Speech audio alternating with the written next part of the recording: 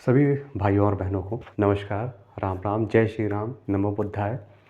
तो चलिए आज का लेक्चर हम आपको दे रहे हैं कि प्रेमचंद के उपन्यास। तो सिर्फ एक ही वीडियो में आपको, एक ही लेक्चर में आपको हम सभी चर्चा कर लेंगे, क्योंकि प्रेमचंद के उपन्यासों से आपको एक प्रश्न तो आएगा ही आएगा। एक या दो प्रश्न हर हाल में आना है, चाहे उनका सन से आए, चाहे उन्होंने हिंदी नाम से कौन सा रूपांतरण किया था, चाहे प्रेमचंद के जन्म मृत्यु के बारे में हो, चाहे उनके माता पिता के बारे में हो, चाहे उपन्यासों के वर्ण विषय के बारे में हो, चाहे उनका रूपांतरण के बारे में हो। क्योंकि पहले वो किसे लिखते थे? उर्दू में लिखते थे उपन्यास। तो हिंदी में किस नाम से रूपांतरण किया, उसका वर्ण विषय, उसका पात्र। तो 14 उपन्यास प्रेमचंद ने कुल लिखे हैं। तो 14 की हम चर्चा एक लेक्चर में आज करने वाले हैं। ठीक है, गोदान आपका यूजीसी नेट के सिलेबस में है, तो गोदान की चर्चा हम 2-3 वीडियो में हो पाएगा। ठीक है, तो चलिए आज हम स्टार्ट करते हैं भैया प्रेमचंद के बारे में। तो सबसे पहले हम इनके प्रेमचंद के बारे में जानते हैं। इनका जन्म कब हुआ था? तो इनका जन्म, लिखते रहे, 31 जुलाई। देखिए कहीं से भी प्रश्न आ सकता है। चलिए हिंदी में करते हैं इसको। इनका जन्म 31 जुलाई, और आपको पीडीएफ मिल जाएगा। आपको टेलीग्राम में आप ऐड हो जाएंगे एम विद मनीष नाम से, तो वहाँ से आपको पीडीएफ मिल जाएगा। 31 जुलाई 1880 को। कहाँ पर हुआ था भैया? लमही गांव था। कहाँ पर? बनारस में। लमही कहाँ पर है? बनारस में। ठीक है, ये तो हो गई इनकी जन्म की बात। अब इनके हम मृत्यु की बात क्या करेंगे, या निधन की बात करेंगे। निधन लिख लीजिए या मृत्यु। तो निधन इनका 8 अक्टूबर सॉरी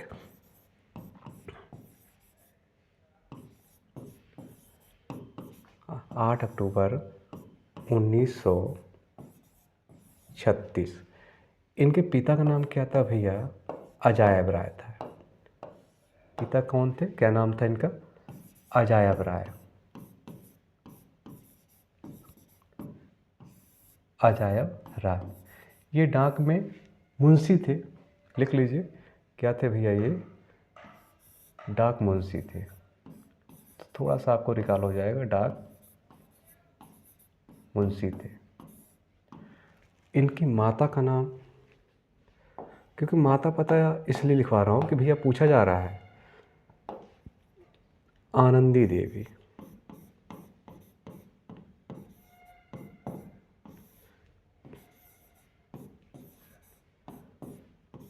फिर इनकी पत्नी का नाम शिवरानी देवी। शिवरानी देवी देखिए इनकी दूसरी पत्नी थी ये, याद रखिएगा। पहली पत्नी बहुत लड़ाई करके चली गई। शिवरानी देवी ये बाल विधवा थी ना। क्या थी ये? बाल विधवा। पहले की शादी अब बहुत जल्दी हो जाती थी, 11 साल 12 साल, किसी की 7 साल में शादी हो जाए, 10 साल 15 साल गौना होता था पहले। पूर्वांचल में ये सब ज़्यादा होता है, 3-5। ठीक है, तो शिवरानी देवी की शादी हो जाती है, यानी ये दूसरी शादी इनकी रहती है। क्योंकि इनके पिताजी जब ये 7 साल के थे, 6-7 साल के थे, तो इनकी माता का देहांत हो जाता है। तब भैया वो भी दूसरी शादी कर लेते हैं, और सौतेली माँ का व्यवहार आप जानते हैं। फिर जैसे ही 15 साल के होते हैं तो इनकी भी शादी कर देते हैं इनके पिताजी। जब इनकी शादी कर दिए तो वो थोड़ा इनसे उम्र में बड़ी थी, और वो थोड़ा रईस ख़ानदान की थी वो, और उम्र में भी बड़ी थी, 5-6 साल बड़ी थी वो। तो ज़्यादा उनसे पटरी खाई नहीं, क्योंकि वो बहुत लड़ाकी थी। उसको गांव वाले से ही लड़ जाती थी, भिड़ जाती थी। नई नई शादी हुई, फिर भी वो भिड़ जाए एकदम से। जब पानी भरने कुआं में जाती थी वो एकदम से, बहुत नटखट टाइप की थी भैया वो। ठीक है, तो ज़्यादा पटरी नहीं खाई। तो एक बार क्या हुआ कि ये अपना चले गए, तो भैया अपने राइटर आदमी, लेखक आदमी, तो अपने ही खोए रहते हैं, लेखक अपनी कल्पनाओं में खोए रहते हैं। तो ये जैसे ही वापस आते हैं तो खूब नोक-झोंक हुई, खूब नोक-झोंक हुई। तो रात में उसने फांसी लगाने का भी प्रयास किया। इत्तेफाक से जो पहले कच्चे घर होते थे, कुंठा था, कुंठा टूट गया, तो ये मरी नहीं। ऐसे लोग मरते नहीं जल्दी से। तो फिर मतलब असफल प्रयास किया इसने फांसी लगाने का। तो फिर इनसे बनी ठनी नहीं, तो अपना वो मायके फ़ोन की, मायके अपना लिवा लेगा, ठीक ही लिवा लेगा, कोई बात नहीं। तब इनकी दूसरी शादी होती है शिवरानी देवी से, बाल विधवा थी। ये इनका एकदम से साथ निभाई भैया ज़िंदगी भर। ठीक है, बहुत पढ़े लिखी भी थे शिवरानी देवी। तो चलिए, पत्नी भी हो गए। अब इनकी एक बहन थी ना प्रेमचंद के, तो बहन का नाम भी लिख लीजिए भैया, सुग्गी नाम से। तो नाम उसका समा था। क्या नाम था? शमा। और घर में उसको क्या बुलाते थे? सुग्गी नाम से बुलाते थे।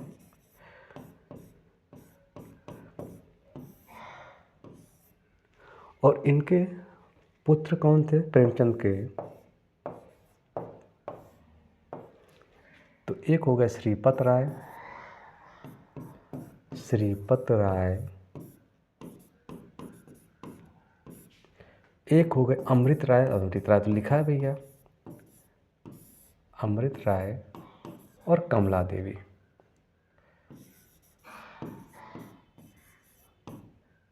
कमला देवी। ठीक है, तो ये इनके पुत्र और पुत्रियाँ हो गई। इनकी बहन थी सुग्गी नाम से। और सुग्गी ने बहुत साथ दिया प्रेमचंद का, हालांकि ये उम्र में बड़ी थी, बहुत साथ दिया इनके। तो और हम चर्चा करेंगे इनके, हाँ, इनका नाम, क्योंकि ये उर्दू में इनका मूल नाम, हाँ मूल नाम लिख लीजिए।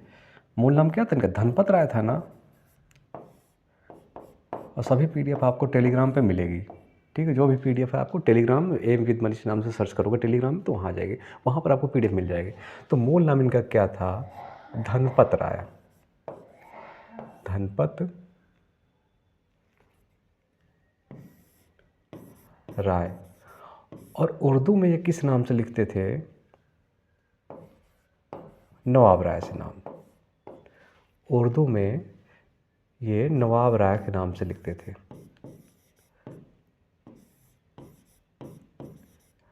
और इनको प्रेमचंद नाम किसने दिया था? तो याद रखिएगा, इनके बहनोई थे दया नारायण निगम।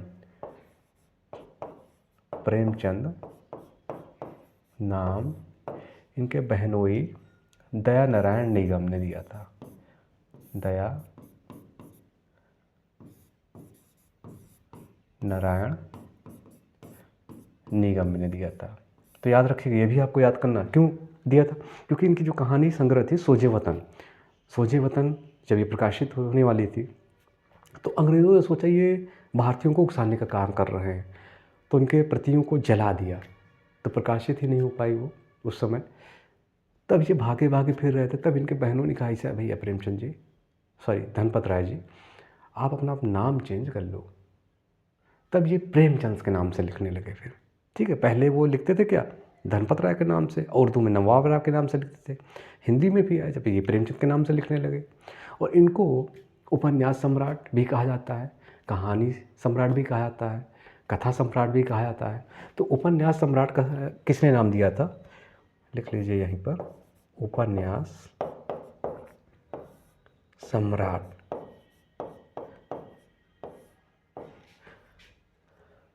शरत चंद्र, ये बंगला के कथाकार थे ना, शरत चंद्र चट्टोपाध्याय। चट्टोपाध्याय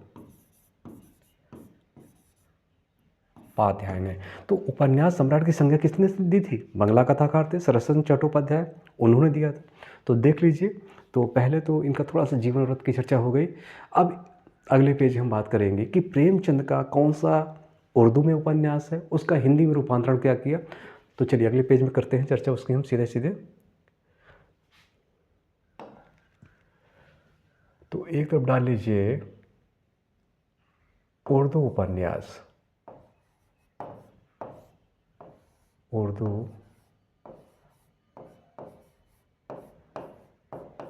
उपन्यास, और एक तरफ लिख लीजिए हिंदी रूपांतरण, हिंदी रूपांतरण।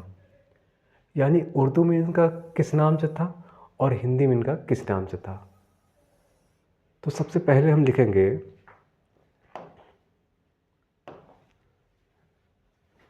असरारे माविद। असरारे माविद।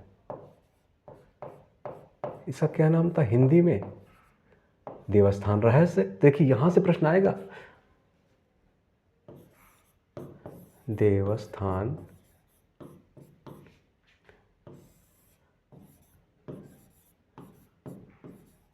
रहस्य। दूसरा, हम खुरमा हम सबाब। हम खुरमा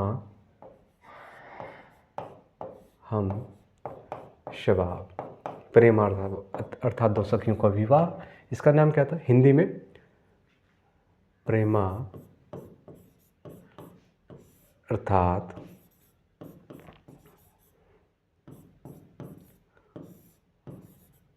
दो सखियों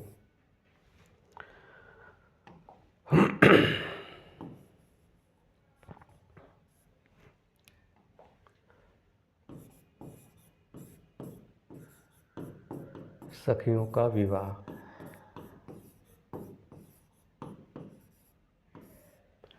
फिर अगला लिखिए कृष्णा, वेरी मोस्ट इम्पोर्टेंट है भैया, कृष्णा पूछता भी है।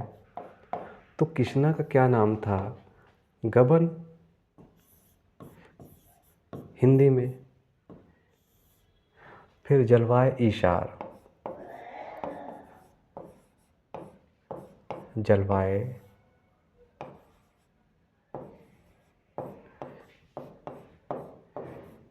ईशार। वरदान, इसका क्या नाम था? वरदान। देखिए यहाँ से आपको एक प्रश्न सीधा सीधा मिल जाएगा। फिर अगला बाजार हुस्न, तो बहुत ही इंपॉर्टेंट है भैया, बाजार। और इन्होंने खुद कहा कि हिंदी का बेहतरीन नावल बाजार हुस्न। तो इसका हिंदी में क्या नाम था? सेवा सदन।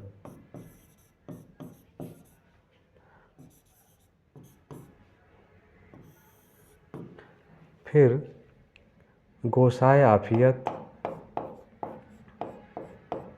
गोसाए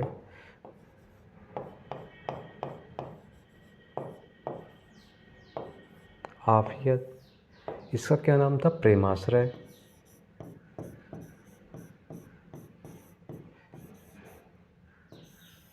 फिर लिखिए चौगाने हस्ती,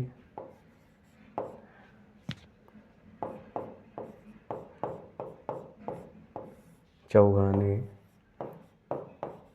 हस्ती। इसका क्या नाम था भैया? रंगभूमि, रंग भूमि। फिर लिखिए पर्दाए मजाज, पर्दा ये मजाज। इसका क्या नाम था भैया? कायाकल्प। तो कायाकल्प हिंदी में लिखा गया प्रथम उपन्यास काया। फिर मैदाने अमल, लास्ट लिख लीजिए। चलिए इसी पेज में कर देते हैं, नहीं फिर अगले पेज में हो जाएगा। मैदान ए अमल। इसका क्या नाम था? कर्मभूमि, 1932 की है ना कर्म। तो यहाँ से आपको एक नंबर ज़रूर मिलेगा भैया, याद रखिएगा, यहाँ से आपको एक नंबर हर हाल में मिलेगा। तो पहला हो गए। दूसरा तो असरारे मावी, देवस्थान रहस्य, हम खुरमा हम सबाब, प्रेम अर्थात दो सखियों का विवाह, कृष्णा अर्थात गबन, जलवाय ईशर अर्थात वरदान। चौथा बाजारे हुस्न हो गया। पांचवा सेवा सदन, गोशाए आफियत, प्रेमाश्रय। चौगाने हस्ती आपका हो गया रंगभूमि सातवां, और पर्दाए मजाज आठवां हो गया, और नौवां हो गया आपका मैदान अमल। तो इसको एकदम से रट लीजिएगा, क्योंकि यहाँ से आपको एक प्रश्न हर हाल में सीधा सीधा मिल जाएगा, एकदम हलवा प्रश्न बनेगा तो यहीं से आपको मिल जाएगा। अब हम बात करेंगे एक एक लेंगे अगले पेज में। अब हम चर्चा करेंगे इनके 14 उपन्यासों की। तो 14 उपन्यासों के वर्ण विषय, सन, उसका हिंदी में क्या नाम था या उर्दू में क्या नाम था, और उनके पात्र, तो यही चर्चा करेंगे। तो सब एकदम से लिख लीजिए, रट डालिए भैया।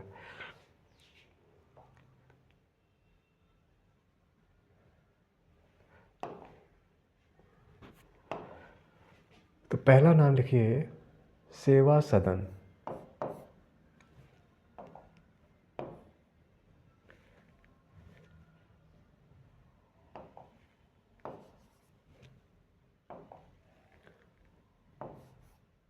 अब सही पेन का फॉन्ट, सेवा सदन, ये कब की भैया? 1918। तो इसका भैया पहले ये किस नाम से लिखा गया था?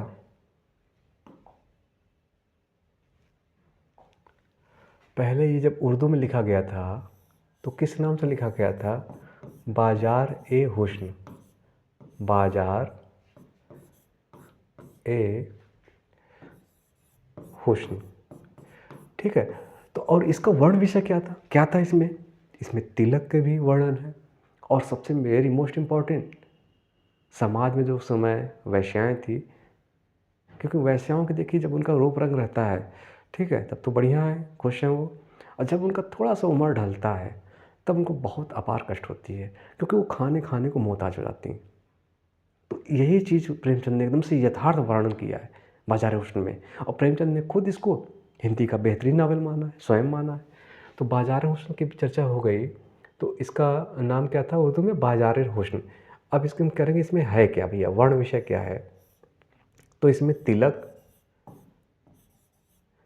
देखिए तिलक, दहेज प्रथा और अनमेल विवाह कि प्रेमचंद ने बहुत चर्चा की, कई उपन्यासों में उन्होंने किया अनमेल विवाह। क्यों? क्योंकि खुद उस स्थिति से भैया वो गुजरे थे, अनमेल विवाह उनका भी हो गया था। ठीक है, तो इसीलिए बहुत चर्चा है, बहुत यानी यथार्थ वर्णन किया है, यथार्थवादी उपन्यास थे सब इनके। और गोदान आप जानते हैं आदर्शोन्मुख यथार्थवादी, तो इनके सभी उपन्यास क्या हैं? आदर्शोन्मुख यथार्थवादी, लेकिन गोदान क्या है? यथार्थवादी है एकदम से। तो तिलक इसमें क्या है? तिलक, दहेज प्रथा, तिलक, दहेज एवं समाज में वैश्याओं की स्थिति, वैश्याओं की स्थिति का वर्णन है, कि स्थिति का वर्णन। एक तो ये बात हो गई वर्ण विषय की। अब इसमें प्रेमचंद ने क्या कही है? प्रेमचंद ने खुद इसको क्या कहा है कि हिंदी का बेहतरीन नावल। तो स्वयं प्रेमचंद ने क्या कहा है? हिंदी का बेहतरीन नावल, लिख लीजिएगा, वेरी मोस्ट इम्पोर्टेंट, हिंदी का बेहतरीन नावल। किसने कहा भैया? ये प्रेमचंद ने स्वयं कहा।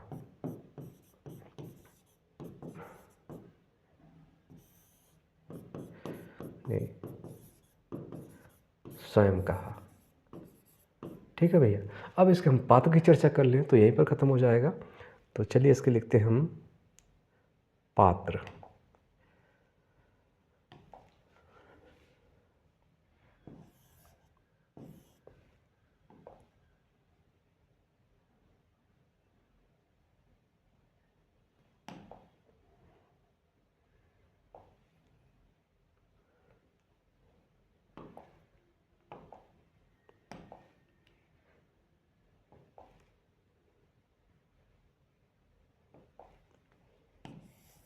तो लिखिए भैया पात्र इससे कौन कौन से हैं।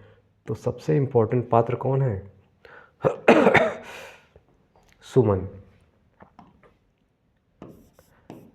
सुमन, गजोधर,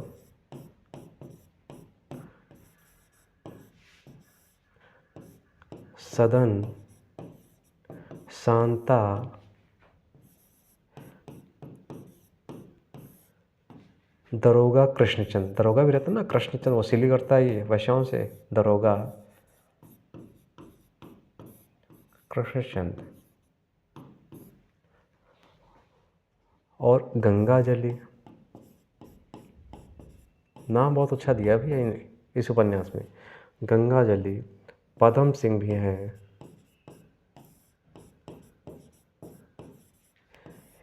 एक अहिर चैतु भी है, अहिर चैतु। और एक इसमें देखिए सबसे इम्पोर्टेंट क्या है, वैश्या रहती है ना, तो उसका नाम क्या रहता है, भोली, भोली नाम की वैश्या। तो लिख लीजिए भोली, ये रहती भैया वैश्या।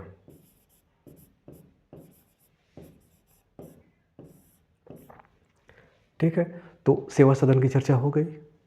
तो ये क्या है, पहला उपन्यास, पहले की चर्चा हो गई। चलिए अगले पेज में लिखते हैं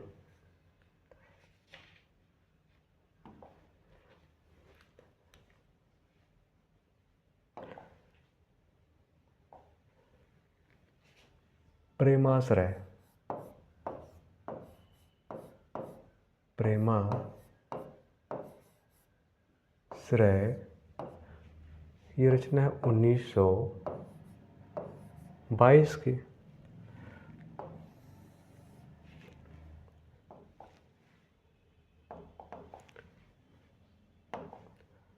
तो यह उपन्यास पहले किस नाम से था, गोसाय आफियत नाम से था ना, गोसाय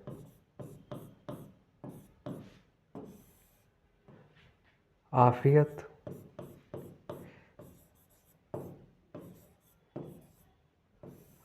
और इसमें क्या है भैया, इसका वर्ण विषय, यह हिंदी का, याद रखिएगा, यह हिंदी का प्रथम राजनीतिक उपन्यास माना जाता है। यह हिंदी का प्रथम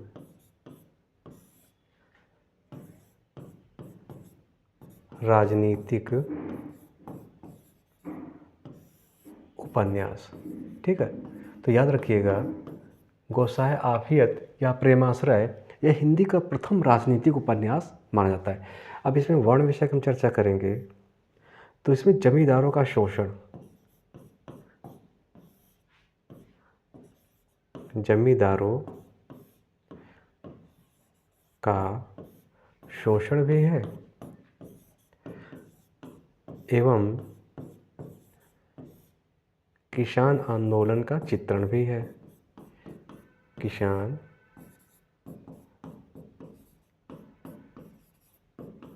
आंदोलन का चित्रण भी है भैया। अब इसके हम लिखेंगे पात्र।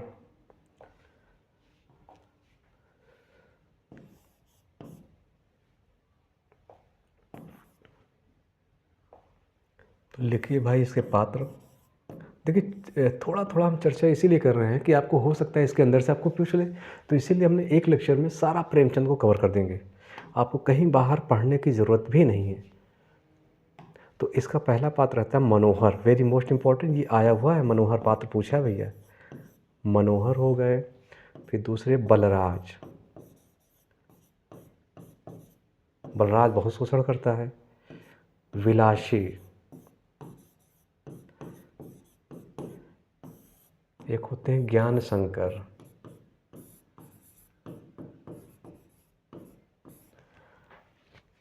सुक्खू चौधरी, ये भी हैं भैया,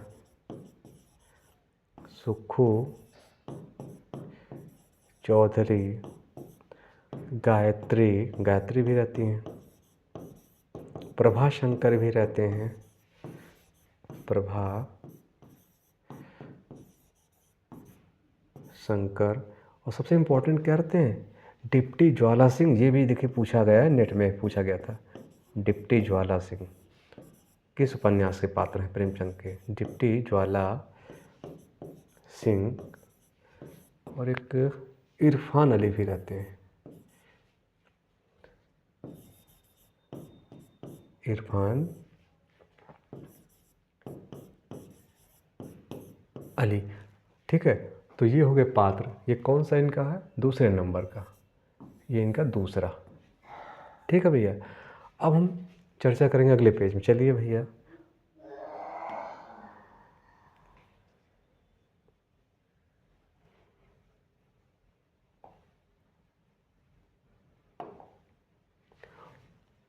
वरदान, तीन हो गए ना, चौथा उपन्यास डालिए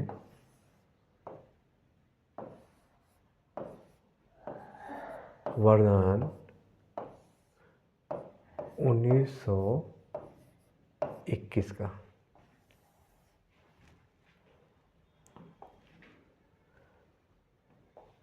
तो यह उपन्यास किस नाम से लिखा गया था? यह उपन्यास पहले उर्दू में किस नाम से था भैया? जलवाए इशार।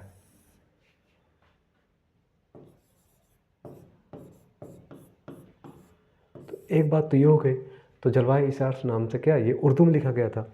दूसरी बात इसमें क्या हो गई, इसमें अनमेल विवाह का, याद रखिएगा, वरदान में क्या है? अनमेल विवाह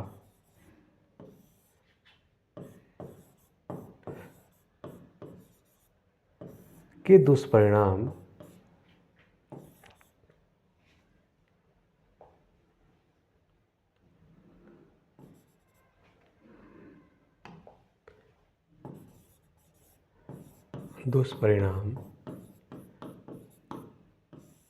एवं प्रेम विवाह मतलब वही लव मैरिज की बातें हो रही हैं। प्रेम विवाह की समस्या का चित्रण, प्रेम विवाह की समस्या का चित्रण। तो देखिए इसमें क्या है भैया, इसका उर्दू में क्या नाम था? जलवाए इशार। और इसमें है क्या, देखिए, अनमेल विवाह के दुष्परिणाम और प्रेम विवाह की समस्या का चित्रण है। अब बात करेंगे इसके पात्र की।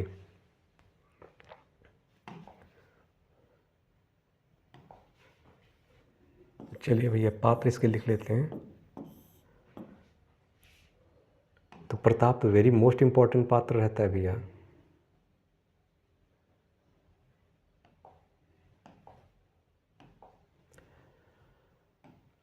तो पहला पात्र प्रताप।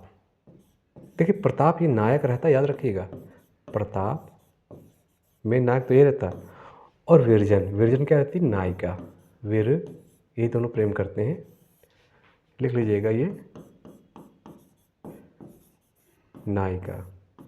और कौन रहते हैं? माधवी भी रहती है, सुदामा भी रहते हैं। माधवी, सुदामा, कमलाचरण।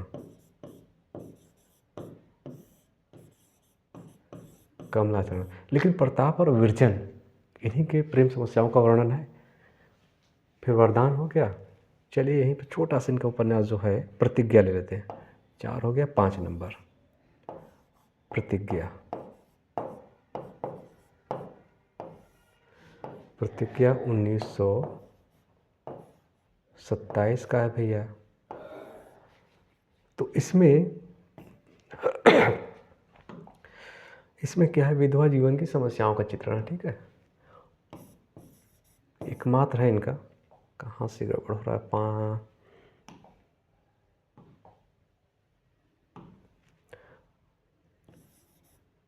विधवा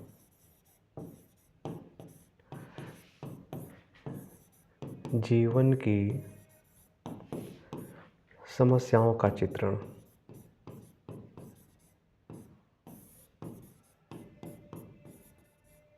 तो ज़्यादा इम्पोर्टेंट है नहीं ये, ठीक है, बस इतना याद रखिए, प्रतिज्ञा विधवा जीवन की समस्याओं का चित्रण है ये। और इनके पात्र नोट कर लेते हैं।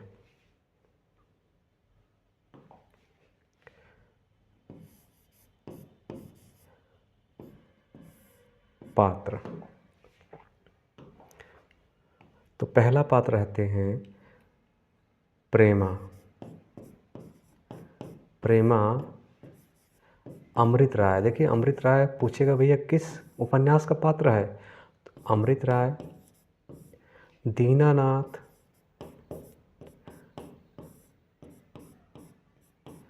बसंत कुमार,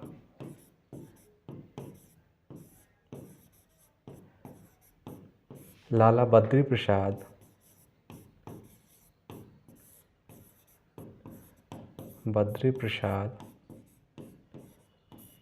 और एक और रहती है सुमित्रा भी,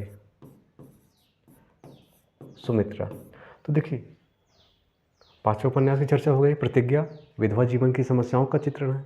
इसके पात्र प्रेमा, अमृतराज, दीनानंद, बसंत कुमार, लाला बद्री प्रसाद और सुमित्रा भी। ठीक है, तो नया बैच आपका एकदम से स्टार्ट हो गया है। LT ग्रेड, TGT, PGT के विज्ञापन बहुत ज़्यादा आने वाले हैं।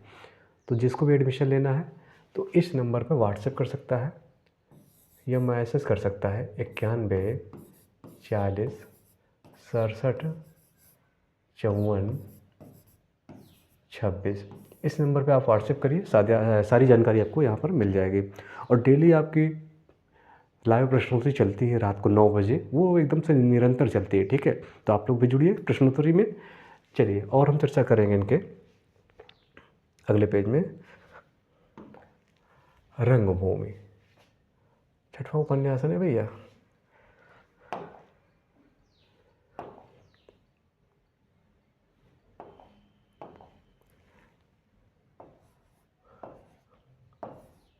चलिए, और बीच में लिखते हैं इसको।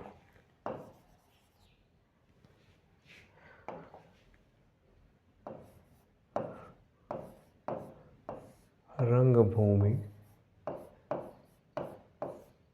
कब की भैया? 1925 की। ये 6वां नंबर होगा। तो इसके हम विषय की चर्चा करेंगे। तो सबसे पहले किस नाम से था ये पूछा गया? चौगाना हस्ती नाम से। चौगाने हस्ती, ये उर्दू में लिखा गया था। ठीक है, रंगभूमि हिंदी में लिखा गया, तो चौगाने हस्ती क्या उर्दू में लिखा गया था। फिर और इसमें है क्या भैया? इसमें वेरी मोस्ट इम्पॉर्टेंट है,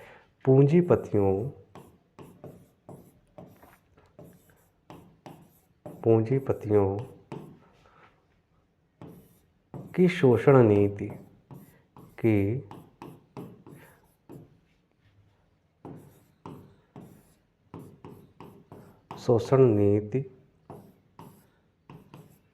जो उद्योगपति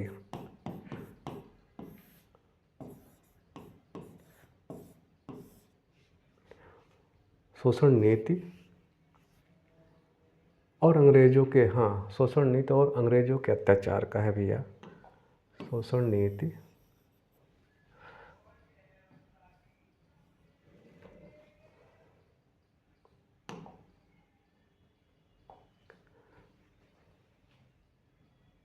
और वही अंधा नायक रहता है ना, भिखारी सूरदास, और अंग्रेजों के और क्लार्क की गोली से वो मारा जाता है। अंग्रेजों के अत्याचार का वर्णन है, यानी पूंजीपतियों का शोषण भी है और अंग्रेजों का अत्याचार भी है।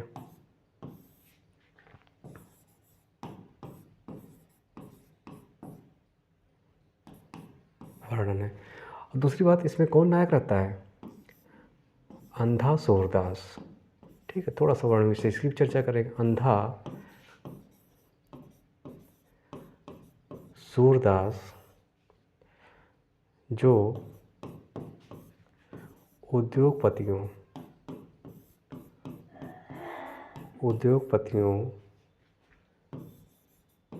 और किसके जनसेवक रहता है ना, एक जनसेवक के विरुद्ध संघर्ष करता है। और संघर्ष करते हुए बेचारों प्राणों को प्यारा हो जाता है। अंधा एक सूरदास पात्र है जो उद्योगपतियों और जनसेवक के विरुद्ध संघर्ष करता है।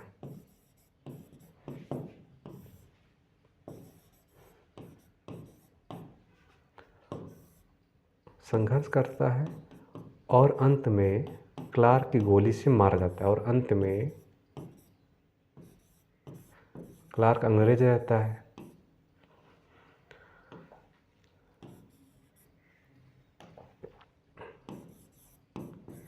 क्लार्क की गोली से मारा जाता है।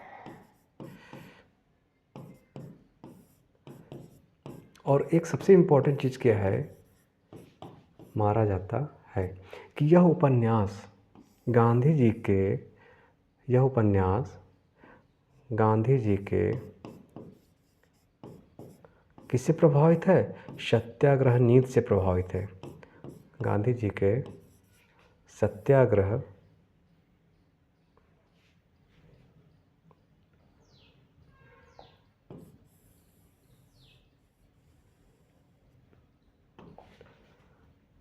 पूरा लिख लीजिए फिर। यह उपन्यास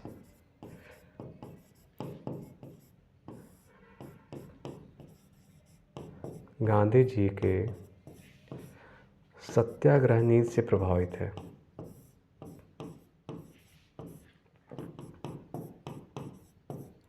नीति से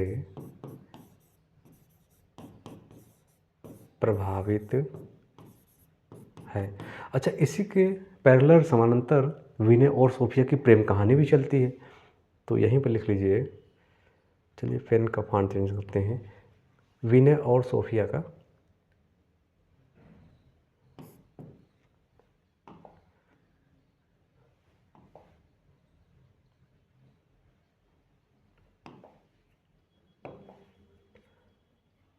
विनय, वेरी मोस्ट इम्पोर्टेंट पात्र हैं ये भी। विनय और सोफिया का प्रेम कहानी भी चलता रहता है। सोफिया की प्रेम कहानी भी चलती रहती है। ठीक है भैया। अब इसके हम पात्र की चर्चा करेंगे क्योंकि वेरी मोस्ट इम्पोर्टेंट है रंगभूमि में आपका। तो पहला इम्पोर्टेंट चीज़ क्या है? ये पूंजीपतियों और जनसेवक के विरुद्ध कौन संघर्ष करता है? भिखारी जो रहता है, अंधा सूरदास, और अंत में वो क्लार्क की गोली से वो मारा जाता है। और दूसरी बात क्या है इसमें कि यह उपन्यास किसके आधारित है? गांधी जी के सत्याग्रह नीति से प्रभावित है। क्लियर? अब हम करेंगे पात्र की चर्चा।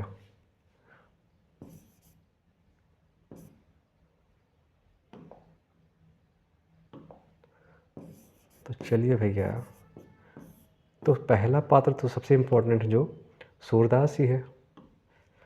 अंधा सूरदास, भिखारी सूरदास, कुछ भी कह लिया आप, सूरदास। फिर जनसेवक, इसी के खिलाफ तो वो करता है विद्रोह। जनसेवक, क्लार्क, विनय सोफिया तो प्रेम करते हैं बढ़िया। विनय सोफिया,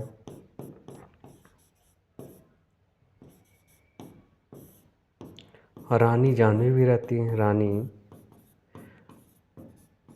जानवी भी, मिठुआ, हाँ मिठुआ नोट कर लीजिएगा, वेरी मोस्ट इम्पोर्टेंट, मिठुआ। ठीक है, तो इसकी हमने चर्चा कर लिया, तो ये इम्पोर्टेंट था। अब हम अगले चर्चा करते हैं अगले पेज में।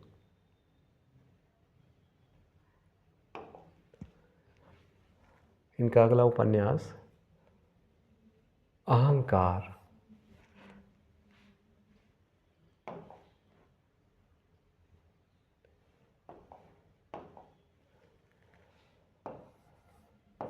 अहंकार भी इनका उपन्यास है भैया, और ज़्यादा इम्पोर्टेंट है नहीं, 1926 का। इसमें एक चीज़ इम्पोर्टेंट क्या है कि अनातोल फ्रांस से प्रभावित है यह उपन्यास, लिख लीजिएगा।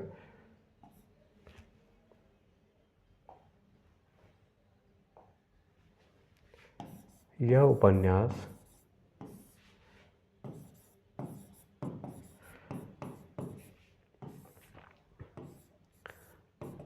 अनातोल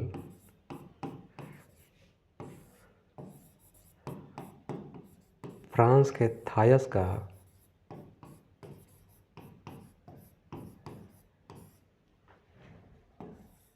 का भारतीय परिवेश में रूपांतरण है। भारतीय परिवेश में रूपांतरण है। तो अहंकार कौन सा नंबर? बस इसकी वैसे ही छोटी चर्चा होगी, ये 6वां नंबर था। चलिए अब 7वां नंबर लिखिए।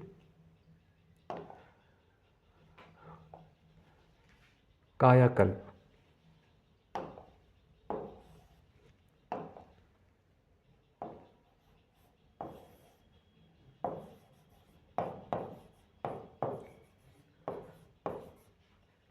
कायाकल्प 1926। ठीक है, तो कायाकल्प जो है हिंदी में लिखा गया, मतलब प्रेमचंद नाम से,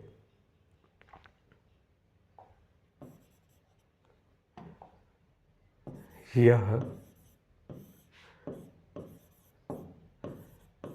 हिंदी में लिखित प्रथम उपन्यास माना जाता है। प्रथम उपन्यास।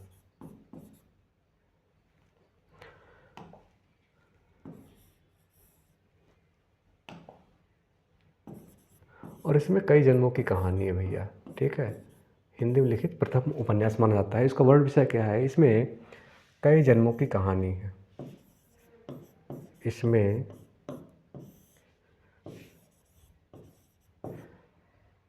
कई जन्मों की कहानी और राजा का अत्याचार भी है भैया इसमें। और क्या है इसमें? सच्चे प्रेम का चित्रण है। सच्चे प्रेम का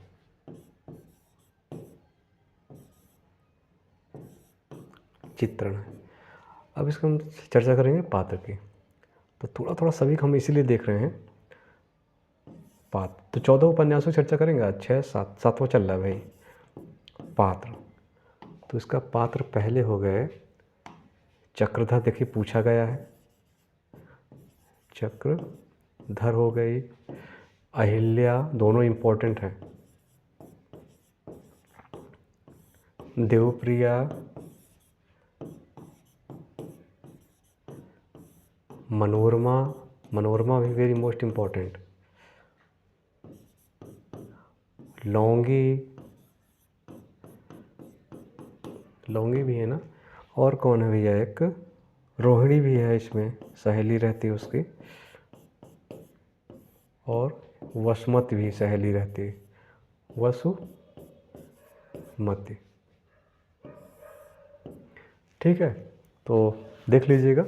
यह हिंदी में लिखित प्रथम उपन्यास कौन सी मानी जाती? कायाकल्प। इसमें कई जन्मों की कहानी है, राजा का अत्याचार का भी वर्णन है और प्रेम का भी चित्रण है। इसके पात्र चक्रधर, अहिल्या, देवप्रिया, मनोरमा और लौकी। चलिए भैया 8वां।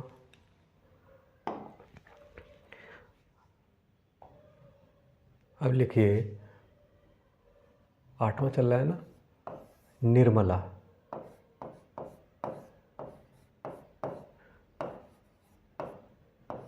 कब भैया? 1927 का है।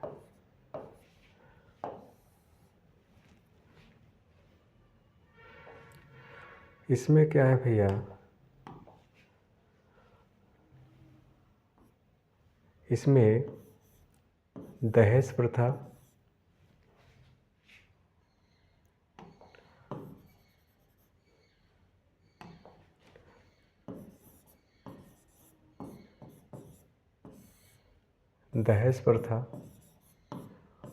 और अनमेल विवाह की समस्याओं का चित्रण है। और अनमेल विवाह की समस्याओं का चित्रण है।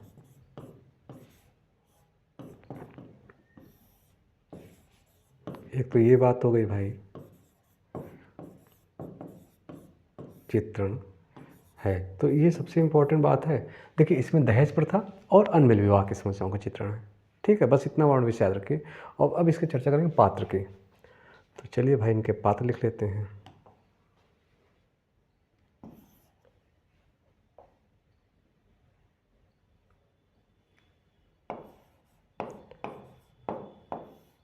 पात्र।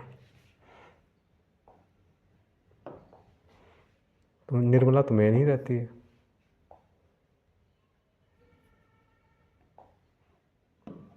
निर्मला एक हो गई, तोताराम हो गए, मुंशी जी रहते हैं ना, लिख लीजिए मुंशी।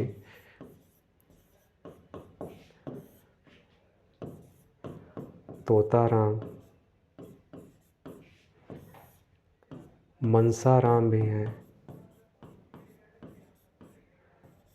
जयराम, ये सब भाई रहते हैं। सियाराम,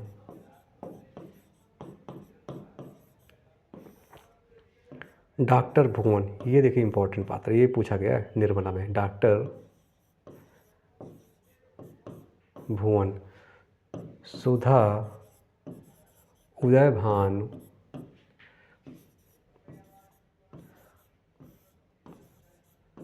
उदयभान, भालचंद्र, भालचंद्र भी है। एक और है कौन, रंगीली बाई,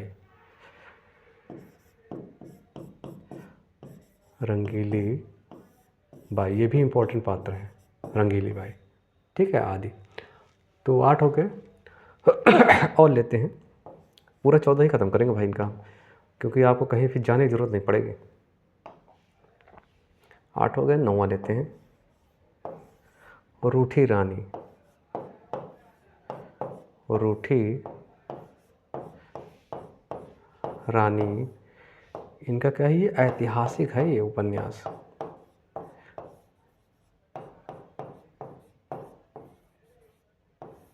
ऐतिहासिक, और इनमें रानी उन्मादे रहती है पात्र। चलिए यहीं पर कर दीजिएगा, पात्र रानी उन्मादे।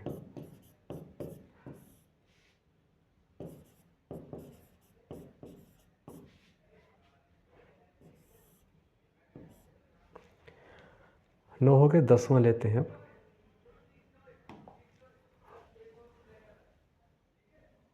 गबन को लेते हैं भैया, गबन बहुत इम्पोर्टेंट है।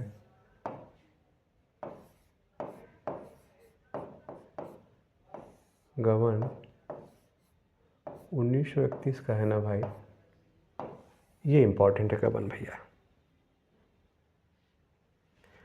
तो इसमें क्या है भैया, पहली बात तो ये है, इसमें प्रेम को माध्यम बनाया जाता है। इसमें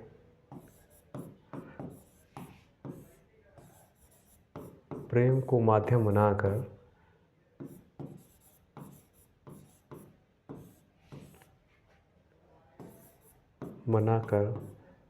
मध्यम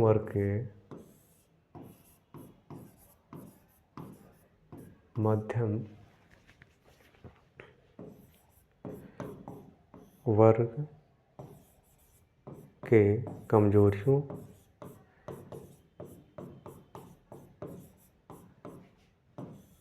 एवं उनके खोखलेपन का चित्रण है। उनके खोखलेपन का चित्रण। तो एक बात तो ये हो गई इसका वर्ण विषय। और ये उर्दू में किस नाम से प्रकाशित हुआ था, ये किसना नाम से प्रकाशित हुआ था, किसना, ये उर्दू लिख लीजिएगा। ठीक है, अब इसका हम पात्र की चर्चा करेंगे। तो चलिए भैया, गबन के सबसे इम्पोर्टेंट पात्र कौन, जालपा।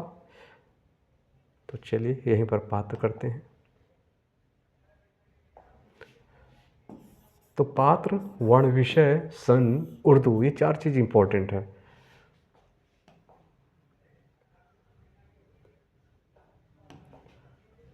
तो जालपा तो सबसे मेन पात्र है भैया, जालपा भी है, ये सबसे मुख्य पात्र है जालपा, और ये कई बार पूछा गया है। जालपा, रमानाथ, देवी दीन,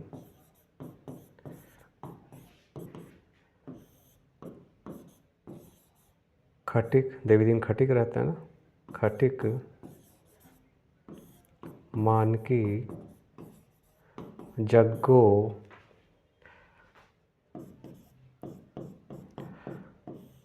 रतन, और इसमें एक वैसे भी रहती है ना, जोहरा नाम से, रतन, जोहरा, हाँ जोहरा वैश्य रहती भैया।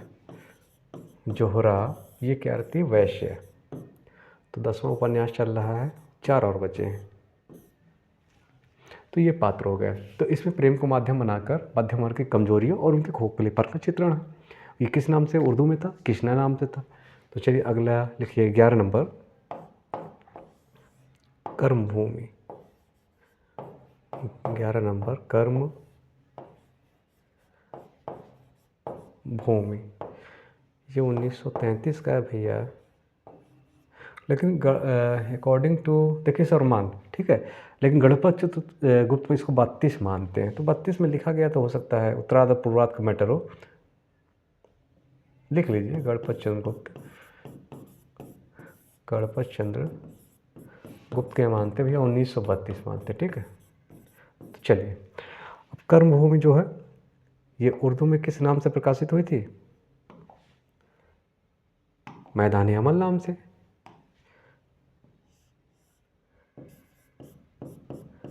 मैदान अमल नाम से प्रकाशित हुई थी। और सबसे इम्पोर्टेंट क्या है इसमें, इसका वर्ण विषय हरिजनों की स्थिति। नोट कर लीजिएगा, हरिजनों की स्थिति के यथार्थ वर्णन है। हरिजनों की स्थिति एवं दलित किसानों की समस्याओं का चित्रण और हिंदू मुस्लिम एकता का चित्रण। 3 पॉइंट है इसमें, ठीक है। तो यहीं पर कर लेते हैं। और हिंदू मुस्लिम एकता का भी चित्रण है इसी में। अब बात करें इनके पात्र की। तो लिखिए भैया पात्र। अमरकांत और सुखदा तो सबसे इम्पोर्टेंट है, बराबर पूछा गया है अमरकांत और सुखदा।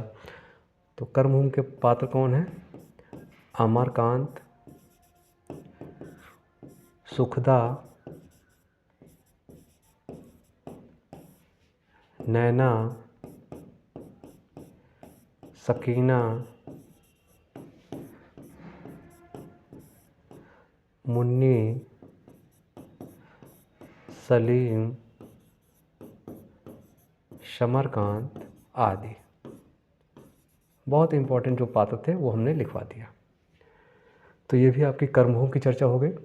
तो देखिए गबन तो इम्पॉर्टेंट है आपका, वेरी मोस्ट इम्पॉर्टेंट है। गबन के आपको पात्र भी पूछे जाते हैं और कर्मभूमि के भी पात्र पूछे जाते हैं। तो कर्मभूमि में क्या है? हरिजनों की स्थिति का वर्णन है और किसानों की समस्याओं का चित्रण है। और एक सबसे बड़ी बात क्या है, इसमें हिंदू मुसलमान की एकता का भी चित्रण किया गया है। तो 10 हो गए, सॉरी 11 हो गए। अब अगले चर्चा करते हैं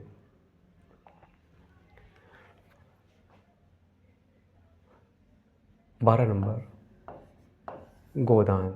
तो गोदान की हम चर्चा यहाँ पर थोड़ी सी करेंगे, क्योंकि गोदान का हम एक लेक्चर लेंगे भैया, क्योंकि ये आपके सिलेबस में है, नेट के सिलेबस में है। तो इसको हम बहुत विशद व्याख्या करेंगे गोदान का। यहाँ तो बस थोड़ा सा हम व्याख्या करेंगे, ठीक है। बाकी हम एक क्लास लेंगे गोदान की भी, टेंशन नहीं लेने का। तो चलिए,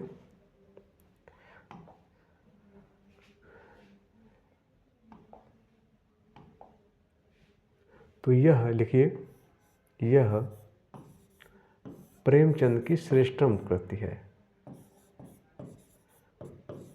प्रेमचंद्र की श्रेष्ठतम कृति है। एक तो ये बात हो गई। दूसरी बात, इसमें कृषक जीवन की महागाथा, इसमें कृषक जीवन की महागाथा का चित्रण किया। महागाथा का चित्रण। तो दूसरी बात क्या हो गई? इसमें कृषक जीवन की महागाथा। और तीसरी बात, प्रेमचंद के सभी उपन्यास, प्रेमचंद के अधिकांश उपन्यास, याद रखिएगा ये पूछा गया है भैया, अधिकांश उपन्यास आदर्शोन्मुख यथार्थवादी, आदर्शोन्मुख यथार्थवादी, यथार्थवादी है,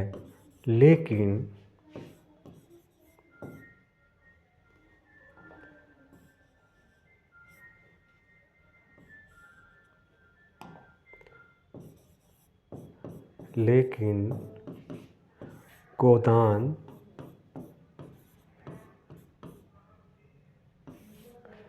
कैसा है? पूर्ण यथार्थवादी उपन्यास, पूर्ण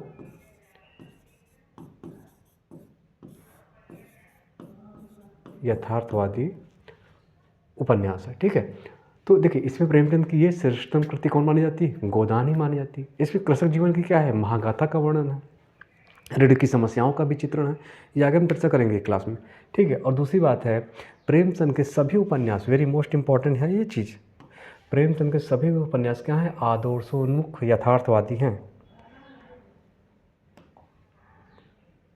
क्या है? आदर्शोन्मुख यथार्थवादी है, लेकिन गोदान कैसा है? पूर्ण यथार्थवादी उपन्यास है। क्लियर? अब हम इनके उपन्यास की चर्चा करेंगे, सॉरी पात्र की चर्चा करेंगे। तो इसमें कुल कितने पात्र हैं? 84। चलिए यहीं पर करते हैं, कुल 84 पात्र हैं, पात्र जिनमें कि 56 पुरुष हैं भैया, 56 पुरुष हैं, और स्त्रियां कितनी हैं? 28 स्त्री पात्र है।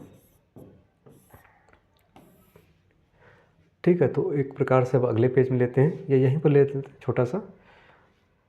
तो एक तरफ लिखिए शहरी पात्र, या इसकी हम अलग चर्चा करेंगे, टेंशन मत लीजिएगा। शहरी पात्र, क्योंकि होरी मेन रहता है इसमें। गोदान में कौन रहता है? होरी तो मेन नायक है भैया। ठीक है, होरी मेन नायक। तो शहरी पात्र कौन कौन से रहते हैं? अमरकांत, अमरकांत, ओमकारनाथ,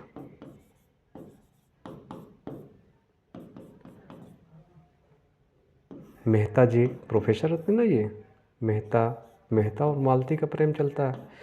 मेहता, मिस्टर खन्ना, मिस्टर खन्ना, श्याम बिहारी, खुर्शीद, श्याम बिहारी,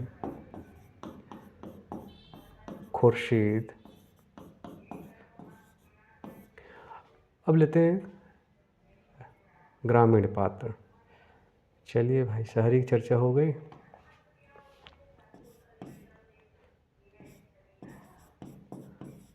ग्रामीण पात्र, तो नायक कौन है मेन? तो होरी ही है। होरी, गोबर, हीरा, शोभा, धनिया, भोला, दाता दीन, माता दीन, मंगल शाह, गंडा सिंह, गंडा सिंह रहता है ना, थानेदार रहता है, गंडा सिंह,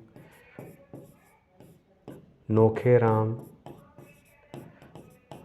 झिंगुरी, ये सब रहते हैं।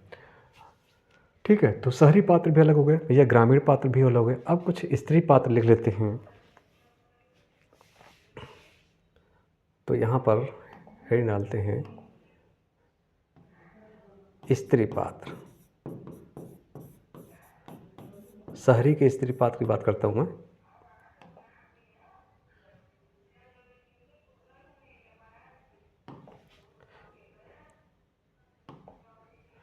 तो पहले कौन? मालती, सरोज, विजयलक्ष्मी,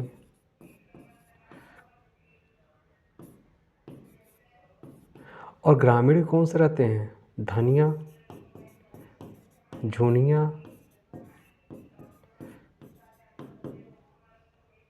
नोहरी, रूपा, बेटी रहती है रूपा, सोना, दुलारी, सहुआइन, दुलारी, सहुआइन।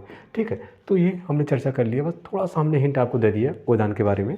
ठीक है, बाकी मैं एक क्लास लूँगा, टेंशन नहीं लेने का। ठीक है, अगर हम हैं तो टेंशन मत लीजिए जरा भी एकदम। और नया बैच एकदम आपका स्टार्ट है। ठीक है, नया बैच एकदम से एडमिशन स्टार्ट है और एकदम जीरो लेवल से होगा फिर। और 6 महीने में आपको कोर्स एकदम से पूरा कंप्लीट कराया जाएगा, जिससे आपका सिलेक्शन हो। 100% गारंटी यहाँ सिलेक्शन की। अगर सिलेक्शन ना मिले तो आप पैसा वापस ले सकते हैं।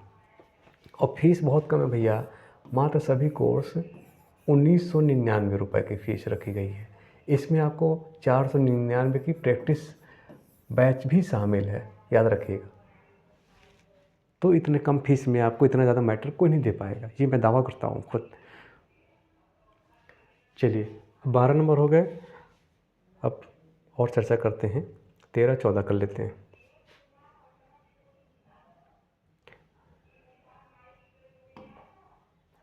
तो 13 नंबर इनका अपूर्ण है उपन्यास ना, कौन सा? मंगलसूत्र। मंगल सूत्र, ये कब की रचना है भैया? क्योंकि ये अपूर्ण है तो लिख लीजिएगा अपूर्ण उपन्यास। ये 1948 के ना। और इसको पूरा किसने किया था भैया? क्योंकि इसके कितने परिच्छेद लिखवाए हुए? प्रेमचंद ने सिर्फ 4 परिच्छेद लिख पाए थे, सिर्फ 4 परिच्छेद लिख पाए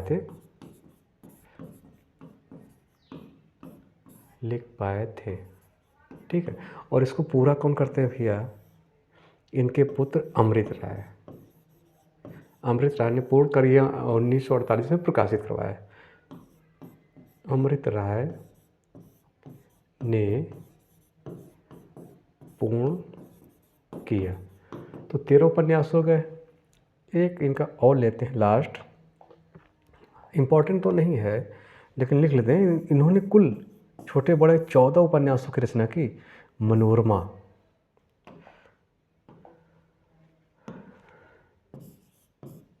ये इनका 14वां उपन्यास है। 1934 का है।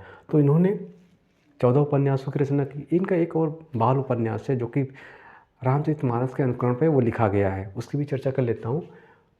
राम चर्चा, याद रखिएगा, राम चर्चा ये बच्चों के लिए बनाया गया था और इन्होंने अपने तरीके से राम की इसमें चर्चा की है। सभी कांड का वर्णन किया है, जैसे आपका रामचरितमानस में वैसे इसमें वर्णन है। तो ये भी इनकी ही किताब है।